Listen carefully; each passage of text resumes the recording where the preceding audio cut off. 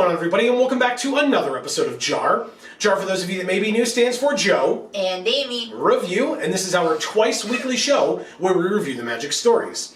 And we are back with more of our reviews of the Phyrexia All Will Be One stories, although this is not called Phyrexia All Will Be One, this is called Assault on New Phyrexia, Episode 1, Uncontrolled Descent, by Seanan McGuire.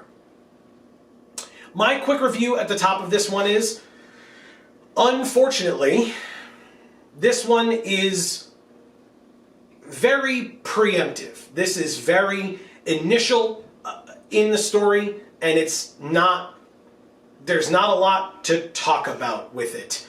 It exists, people's names are in it, they get from one place to another, and then the story ends. That's my quick review. Yeah, that's a summary of the whole thing. Yep. We did it, guys. See you next time. So I don't know.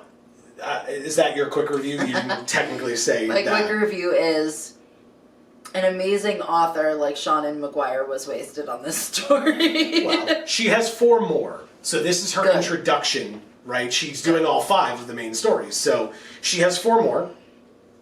Right? This is not like the side stories where it's one author per side story kind of a thing.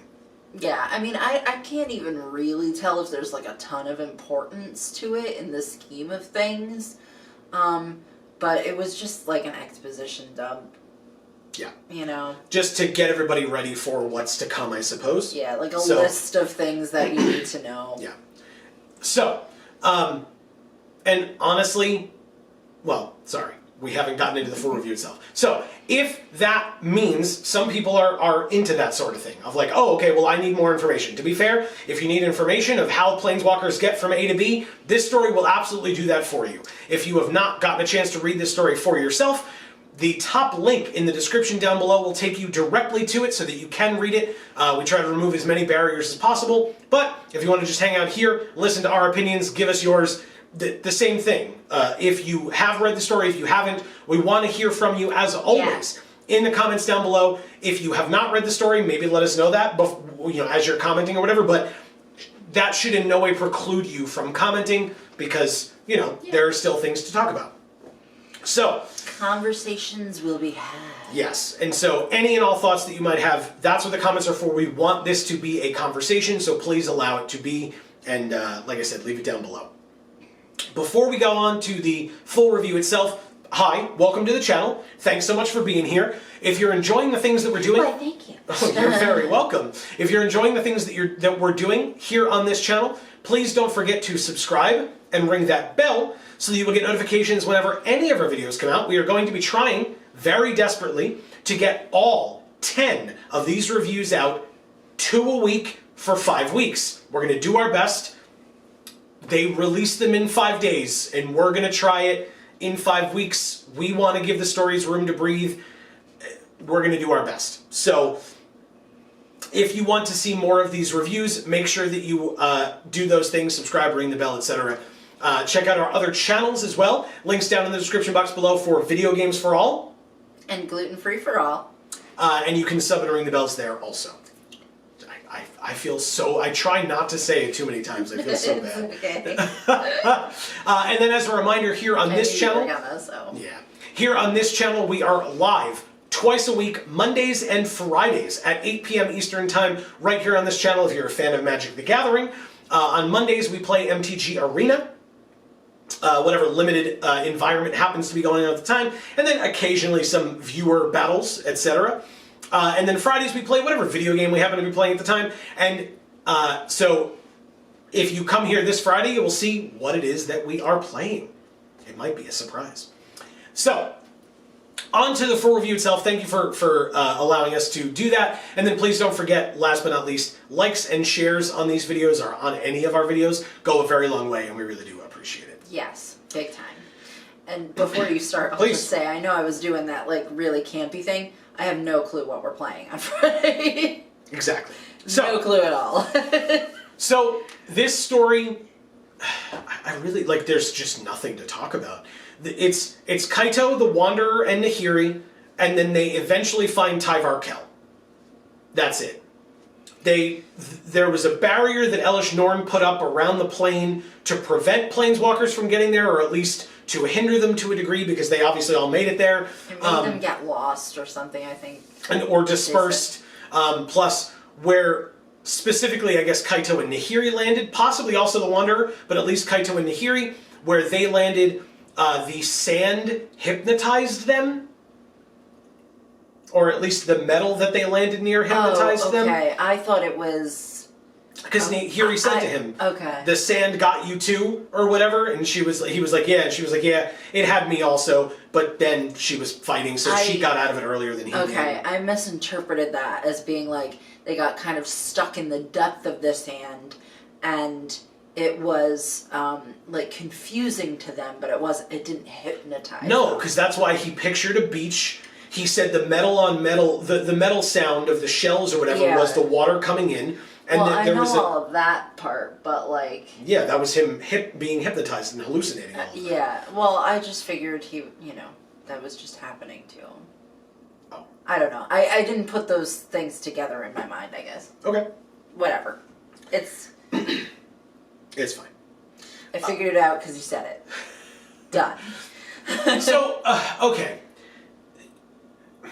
The Wanderer is kind of phasing in and out because she's fighting to stay on the plane but being pulled away, because that's what the Wanderer does. For folks who are unaware of the Wanderer's abilities, she, instead of a planeswalker who stays on a plane and then has to focus to planeswalk away, she has to focus to stay, and then when she relaxes her focus or whatever, she will leave and go somewhere else immediately. So against her will, essentially.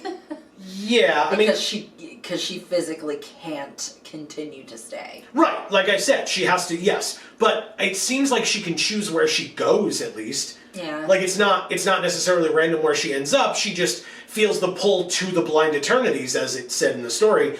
And so, she goes away, and then wherever she ends up seems to be her choice. It's just that she gets pulled back to the blind eternities, kind of like something on a rubber band, right? You go a certain distance, and then boing, you get pulled back. Emrakul was just sitting there going, I think I'll reel her back in. Emrakul specifically? Yep, because she's the best.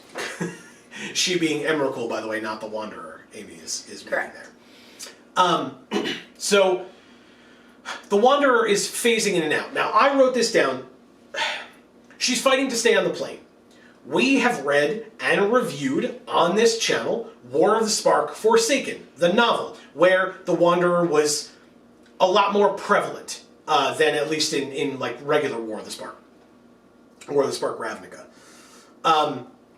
In War of the Spark Forsaken, the Wanderer was able to follow, and pardon me that I don't remember all of this perfectly. I'd like to have forgotten that novel, and I didn't forget all of it, but, here we are. It's been a while, though. Fair. But the Wanderer is helping one of the assassins, or some of the assassins, follow their quarry, follow their prey. And the Wanderer has an ability where she is able to follow a planeswalker's planeswalking trail extended longer than most planeswalkers can. If a planeswalker is in front of another planeswalker and the first planeswalker planeswalks away, sorry, I'm saying that word over and over again, it's very annoying. The second planeswalker can follow them and kind of like follow their trail and be like, oh, okay, they went this way, and follow it. But that very quickly goes away.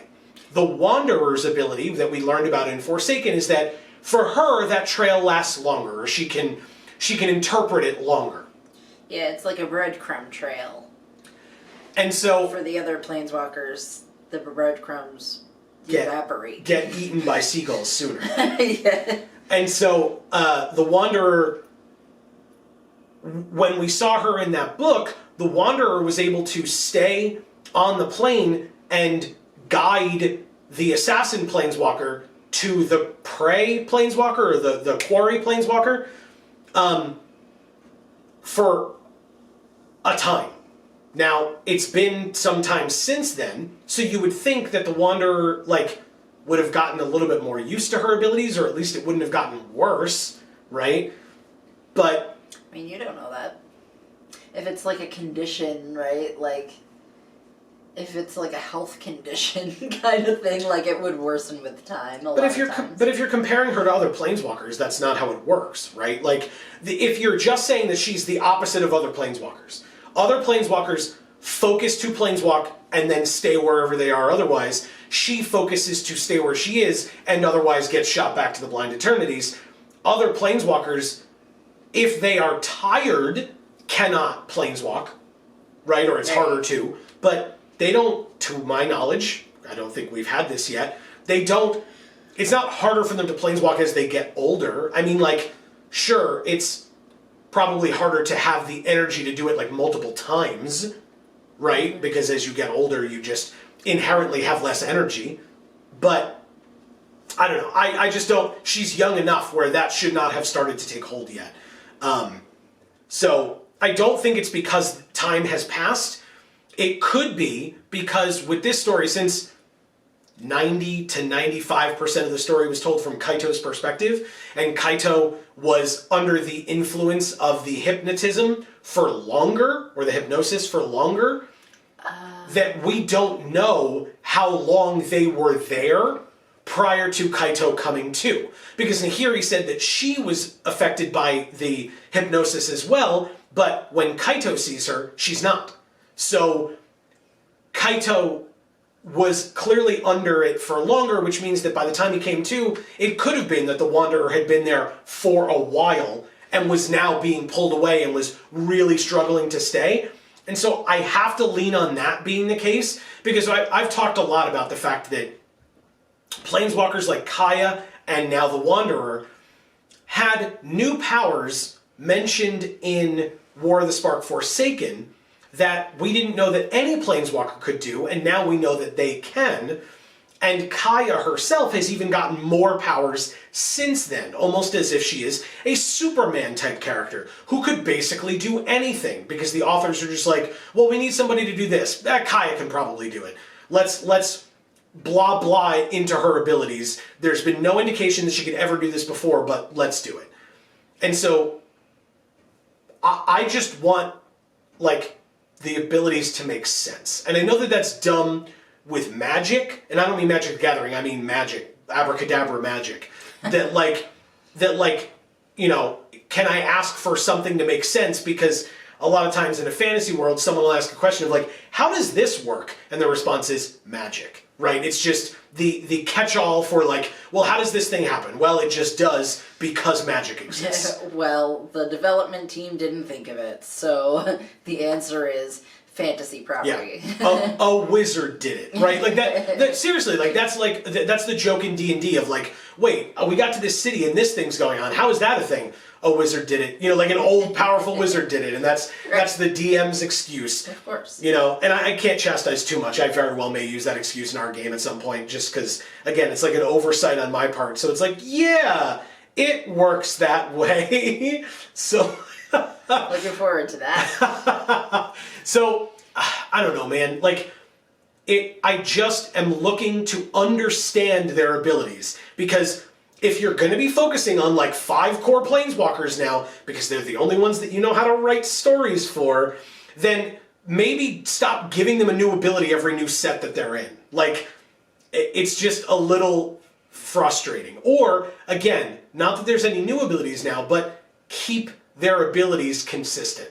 If the Wanderer can stay for a long period of time, and it's not that she's been here for a while and Kaito just doesn't know that, then let her stay. There's none of this like flickery in and out nonsense of like, oh no, she can't talk anymore. And so even though she looks worried now, she can't say the thing that she needs to say. So that at the end of the story, it's just, oh no, we're in trouble. I didn't get to tell them, and now they're gone. Like, really? That's like kind of lazy. Yeah. Well, it's like how do we build suspense? Well, we'll have this one character inexplicably know something, but not be able to tell anybody because she can't talk. But then she'll come back at the end when she could talk, and they'll be gone already. It's like, okay, sure. Yeah, I mean,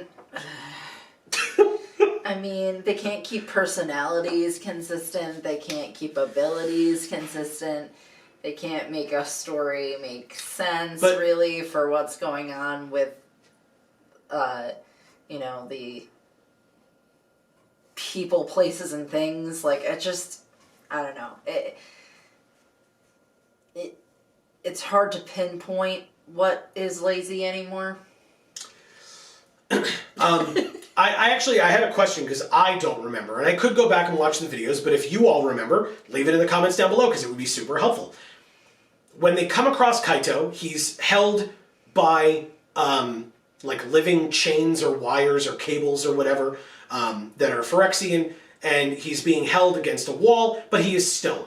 And I said to Amy, I remember, he has the Absorbing Man's powers from Marvel. That's the way that I remember it. But if you don't know who that is, then he has Tyvar Kell's powers from Magic the Gathering, so don't worry about it. They didn't take it from any other properties. But he can touch an object and turn his skin into that, like, inorganic material, right? So he touched stone, turned his skin to stone so that the glistening oil couldn't get to him or the cables wouldn't be able to pierce and infect him, is my assumption. We don't hear any of that. I just read that into it. But yeah, that happened. But where did he get a Hedron? I was trying to remember. I assumed that it was just the first place that he planeswalked to, because when he was on Kaldheim, Kaya and Nico Aris were the only planeswalkers who were there with him, to my recollection, in the Kaldheim set. So it wouldn't have been a Zendikari. Maybe Rat was, if there was a point in time where she was, like, invisible or whatever. But she's not a planeswalker. I'm just saying, like... Oh, yeah. And she had never been to Zendikar, to my knowledge. I'm just trying to figure out how this guy got a Hedron. So I believe it was that his first planeswalk was to Zendikar, but I would love a correction or, recollection from somebody in the comments down below. If you love Tyvar Kell, let us know. Where did he get a Hedron? And why? And how? Yeah, well, if you know that. Yeah. But yeah, then the last thing that I wanted to talk about, at least, I don't know if you had anything in particular that you want to talk about. I know you love Nahiri, and this set is going to be tough for you. Yeah. I've already been there with a Johnny, so welcome to it. I'm very sorry, and I'm sure that everyone will be cool about it, so don't worry. But Nahiri, at the end of this story, all but is going to be transformed into a Phyrexian. She isn't yet. She basically is like a person who's bitten in a zombie movie or show, where she's like, all right, I'm just going to go as far as I can before I transform and am taken over, but also I'm going to hide my bite and not tell anybody about it. Right, exactly. Ain't the best move, never is, never will be. But her reasoning behind it is somewhat sound, where she's like, they couldn't kill me if they tried, and if they did try, I would defend myself, and that would be bad, because then I would kill them, right? She's like, got a little bit of an inflated sense of herself, which we always knew. That's not new. But she's hiding her bite, right, or hiding the cut and the infection in her mind so that she can get them as far as possible, and then when she transforms or changes, she will be more easily defeatable, and so the other planeswalkers or folks that she's with can do that more easily. My frustration is not in this set, not in this set, but she is the first in story for Phyrexia All Will Be One to be afflicted or turned or begin to turn. Right? Obviously, Tamio and Ajani already happened, not this set. In this set, she is the first one, and it happens off camera, and we don't hear about it. Right. She has... hear about it afterward for like 5 seconds. Yep, and all it is she just doesn't feel well. And then touches, and there's like a bump, and she feels, and there's oil. So, we don't know how it happened. She knows how it happened. I guess. Well, she does. I mean, how did she get that cut? Was it a thing on the Phyrexian that, like, sliced her? Like, obviously it would have had to be, but, like, did it, like, shoot something at her? Did it slash at her and, like, some of the oil just got in the cut? Like, I'd love to know that. Like, this is, like, a pretty big deal character, an ancient planeswalker being turned, and it's just like, well, Kaito notices it way after the fact, and then she notices it but hides it, so we have no information whatsoever. And like, why would they explain it further later? I don't see it happening. If it does, I'll retract it. I'll retract my frustration, but they're not gonna. she's an ancient planeswalker. She's been around for a very long time. Yeah. Which is why they're doing this to her, by the way. Because all of the planeswalkers and Luca that are turned are the ones that have been around for a while and they don't know how to write for them anymore. That's just spoilers, that's what it is. Right. If you didn't get that already, that's what it is. It's very obvious and very sad. Like, if you had asked me to put money on the planeswalkers that would have been turned, I would be a very rich man right now. Like, it's super obvious. Because they did it to Ajani, they did it to Tamiyo. Because the last time we saw Tamiyo before she was turned, I was like, that's not how they used to write for Tamiyo. They used to have like a really cool way to write for Tamiyo, where she used like $10 words, and she spoke over everybody's heads, and like, didn't do it maliciously, that's just who she is as a person. And then they wrote for her again, and she was just speaking generically, and it was like, that's not Tamiyo. Where the hell's the like learned book-reading Tamiyo that like speaks in that way? Like, there's no indication of why she would be different than that. Oh, she's a Phyrexian now because you don't know what else to do with her? So you're just gonna change her personality entirely so that you know how to write for her now? Alright, well, I guess I can't complain about it anymore because you took that away. Same with Ajani. When we saw Ajani, it was like, but Ajani is different than the way you're writing him. That doesn't make, he's a Phyrexian now. So you can just write him however you want.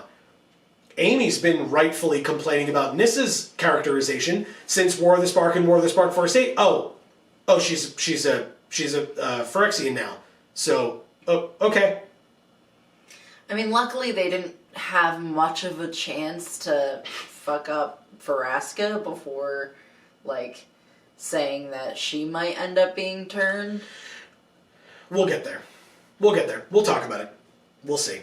But yeah, like, Uncontrolled Descent is the name of the story, and I guess that makes sense, except that it like, because it's an uncontrolled descent in that it, I guess, indicates to you that since Nahiri's the one that's been turned first, that, like, anybody could, because she is the oldest of all of the planeswalkers that are going to be there, I believe. Yeah.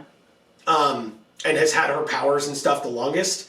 But, so, like, that's how it's an uncontrolled descent, but, like, when Malira breaks the floor and they fall in, it's a controlled descent, because Nahiri makes a thing to bring them down, so it's not uncontrolled. Anyway. It's irony. But without her, it would be uncontrolled, so, like, maybe that's what they were going for again? I don't know, man. And then Malira, a cool character that we haven't seen in a while, but who is from older Phyrexian lore, or Mirren lore, was basically used in this story as a lore dump, or an info dump for the characters, right? She told them, but really she was telling us, right? That's kind of the way that she was used here, was like, oh, well, I can help you. Now, she already was immune, that's not new, right? So it's a good way to do it, I suppose. Like, if you need a character to be like, I can go with you. It's like, isn't it dangerous? I'm immune. Like, she always was, so if she wasn't, I would be complaining about that for sure. Be like, sure, they just happen to find somebody who's immune, who can take them around and explain everything to them that they don't get. But she's been around before, so I can't complain about that. What's his face? Whom you love. Oh, what was his name? I don't know. Who are you talking about? A character? Yeah. In Magic? Yeah. A planeswalker? No. He was in the last set, and you were all pissed off because, like, in Brothers War, it was just like, convenient. Sten. You're talking about Sten. Sten sucks. Yeah. Sten sucks. Yeah, it would just be another Sten. Yeah, well, Sten sucks. Go to hell, Sten. Yeah, I don't even remember his name. That's how much he sucks. Well, I did, because I hate that guy. Yeah. So yeah, I don't know. Like, maybe I missed something with this story. Like I said, it feels very preliminary. And so it's trying to get us from A to B, but all it really did was, like, Nahiri was infected. That's it. Because all that the Wanderer did was, like, when she came back, she was like, oh, I wish I could have told them we're in a lot of trouble. It's like... But otherwise, nothing happened. Like, them finding Tyvar the way that they found him, if it had just been the four of them traveling the whole time, there would have been no difference. There was no reason for them to have found him that way and having been turned to stone. There wasn't. Because nothing came of it. It was just, three of them were there, they walked and found Tyvar, four of them walked and found Malira, and then or I guess right before it, the Wanderer disappeared. So three of them found Malira, they went down, and we'll find out more next time. Now, to be fair, 2 stories were released in the same day, because that's how they do it. So I guess if I was disappointed by the fact that this story didn't have enough in it, there was another one right there waiting for me. That ain't how we're doing it here, because sure, I guess you could write your stories that way because you know that you're releasing 2 at a time, but also you could just let your stories breathe and like let each one be its own thing. Or at the very least, like, let your readers have a chance to do something else that day. That's ridiculous. Don't you want to do Magic the Gathering 24/7? They're a company. So, you know, read the stories, be immersed, and then buy things. Capitalism from them. Mm-hmm. Give us all of your money. Magic 30. Yeah, I don't have any. And it's not because of Magic, I promise. So yeah, I don't know. I think I'm more upset by this one being not as good because of how amazing those first 2 side stories were. Yeah. Go watch our last 2 reviews again instead of having, like, I wish you could have not watched this one and watched those instead. Again, even. Because, again, if we're missing something, let us know in the comments down below. Please. Yeah, I mean, I was upset about Nahiri because I just feel like they, like, turned her into, like, a tour guide or, like, somebody who's just, like, trekking around with these people and hanging out with them, and it's like, that's not Nahiri. Yep. You know, she works alone. She's spent most of every solitary day of her life in solitary. for centuries to Yeah. millennia. Yeah. By herself. And the only people she really ever trusted betrayed her. So, you know, just, you know, tooling around with a couple other planeswalkers and collecting more add-ons of people is not her shtick. It's okay, Amy. If you don't know how to write for somebody, you just turn them into a Phyrexian. It's fine. It's the catch-all. We don't know how to write for this person anymore because other people wrote for them for decades, or not decades, but however long they've been around in stories, and we don't know how to write for them anymore. It's been decades, right? Because she was around in the beginning. For Zendikar 1. No. Oh. Like, she existed from the beginning, but we didn't hear about her, I believe, until Zendikar 1. I believe. Please correct me in the comments if I'm wrong. I'm not trying to give incorrect information here, but... I thought on Dominaria we had heard of her. Okay. No, not to my knowledge, but you're always welcome to correct me in the comments down below. I do not pretend to be perfect. Never have, never will. Ain't a thing. So, yeah, please let us know. And like I said, if you liked this story, I genuinely want to know why. Not looking to shame you, not looking to argue with you. I want to hear your opinion, because maybe we missed something. Maybe there's something where you're like, look, you guys didn't get it. This has a deeper meaning. This is like a flashback to this, or a callback, I should say, to this thing that happened the first time or something like that. If that's something that we missed, I want to know. I want to know all about it. So please leave it in the comments down below. We would love to hear from you, because we're not here to hate the stories. No. Like I said, the first 2 stories were great. That's just sometimes the result. Yeah. I mean, you know, there are content creators who will tell you that negativity gets more views. That's never been my goal. No. Like, there are times where I just get frustrated, and so, you know, maybe I go a little over the top with my frustration, but sometimes it just happens. Like, I'm not doing this for views, I'm not doing it for clout. I just want to review a good story, you know, and like, the last 2 stories were great. I enjoyed reviewing them. You know, I had 1 issue in the last one, but well, we talked about it, and so it was fine. So, I don't know, like I said, if you liked it, let us know why in the comments down below. We would love to hear from you. If you agree with us, let us know in the comments down below. Or if there was some aspect of the story, maybe you liked only one part of the story and we didn't talk about it. That's what the comments are for. Please, like I said, keep the conversation going. We will be back this coming Monday, hopefully. We're going to do our best. No promises, but we're going to try. We will be back this coming Monday with another review of the Assault on New Phyrexia, the main story, episode 2. So stay tuned for that. Like I said, if you subscribe and ring that bell, you will get notifications whenever any of our videos come out and whenever we go live every Monday and Friday at 8 p.m. Eastern. We would love, love, love to have you with us in chat on those streams. Amy does a great job of keeping up with all you folks in chat. And if you want to come and talk about the stories that we've already reviewed, please do. We would just ask that you don't come in and give spoilers to us or your fellow viewers of the stories that we have not gotten a chance to review yet, because maybe we haven't gotten a chance to read them yet, and that would be very sad. I'm sure that we will get spoiled by Wizards because they don't give us enough time to read them, but that is really neither here nor there. We will do whatever we can. So, Joe, it's leaks. It's not. It was leaks. That's how we know a lot of this stuff, unfortunately. But I'm just pretending to be them as they're pretending it wasn't them. yeah, good point. Very good point. So yeah, that has been the end of this particular video. Please don't forget that reading 2 good stories in a row and then comparing it to the fact that we've now read what I would quantify as not bad writing, in my opinion, necessarily, right? The structure and etc. was great. It's just that the content with this one was lacking because it was introductory, I feel.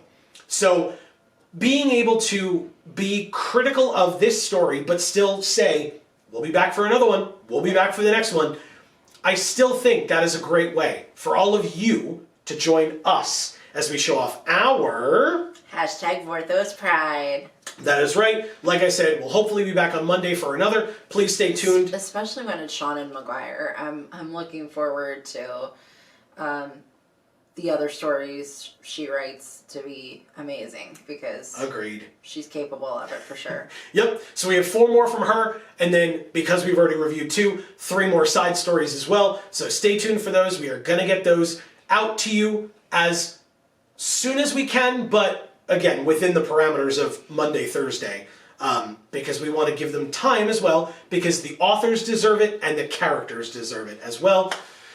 So, just like you guys deserve it. Exactly. And we would love to hear from you in the comments down below. Please, any and all thoughts that you might have. I've said it like 4 times already, but it's because it's that important. So, for now, from us here at the Geek for All family of channels, I have been Joe. And I'm Amy. And as we always say, in whichever video of ours you watch next, we will see you all next time. Thanks, everybody.